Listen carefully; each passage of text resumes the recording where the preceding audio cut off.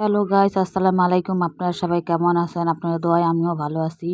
তো আপনাদের জন্য একটা ভিডিও নিয়ে আসলাম। ভিডিওটা হলো আমি কি বাজার করলাম আর কি আজকে রান্না করলাম সেটাই দেখাবো আপনাদের। তো সবাই আপনারা আমার পাশেই থাকেন, তার ভিডিওটা দেখতে থাকেন। তো এখানে আমি আছে ধনিয়া পাতা, কাঁচামরিচ, পেঁয়াজ সব কেটে নিয়েছি। তো আমি সব মাছ, আলু সব কেটে এখন আমি চুলা ধরিয়ে দিলাম। চুলার ভিতর দিয়ে দিলাম তেল। তেলটা আমি গরম করে নেব এখন। তেল আমি গরম হয়ে গেছে, দিয়ে দিলাম মাছের হলুদের গুঁড়া, স্বাদ মতো লবণ দিয়ে দেব। স্বাদ মতো লবণ দিয়ে দিলাম।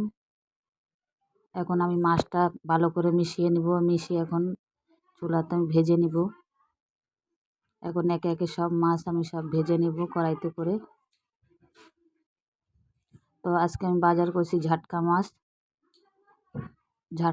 বাজার করছি, এই ঝাটকা মাছ আজকে আমি রানবো। তো মাছটা আমার ভাজা হয়ে গেছে। এখন আমি চুলা থেকে একে একে সব নামিয়ে নিব।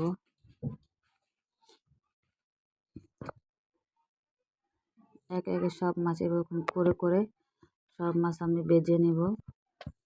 সব আমার মাছ ভাজা হয়ে গেছে। এখন আমি সব মাছ নামিয়ে নেব। দেখেন একে একে সব মাছ আমি নামিয়ে নিছি। সব মাছ আমি নামিয়ে নিতেছি। এখন আমি সব মাছ আবার দিয়ে ভেজে নেব।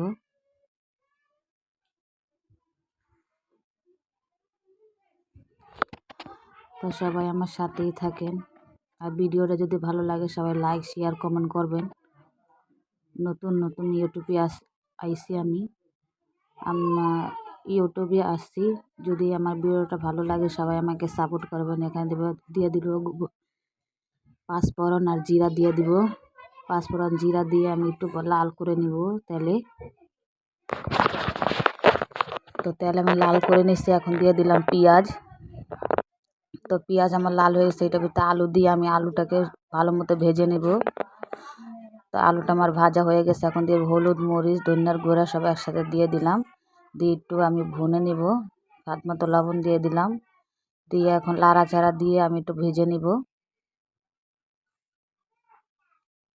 তো আমার ভাজা হয়ে গেছে। সামান্য পানি দিয়ে দিব আমি এখন। সামান্য আমি পানি দিয়ে দিতেছি। সামান্য পানি দিয়ে আমি আবার একটু কষাবো। একটু কষায় ঢেকে দিলাম। এই যে দেখুন আলুটা আমার কষানো হয়ে গেছে। আর এটার ভিতর দিয়ে দিলাম ধনিয়া পাতা। মাছ দেওয়ার পরে আমি ধনিয়া পাতা দিব না, আগে দিয়ে দিলাম ধনিয়া পাতাটা। তো একে একে সব মাছ আমি দিয়ে দিব।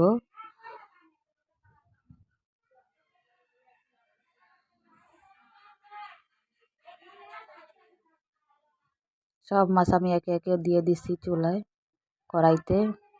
তরকারিটা আমার হয়ে গেছে দেখেন।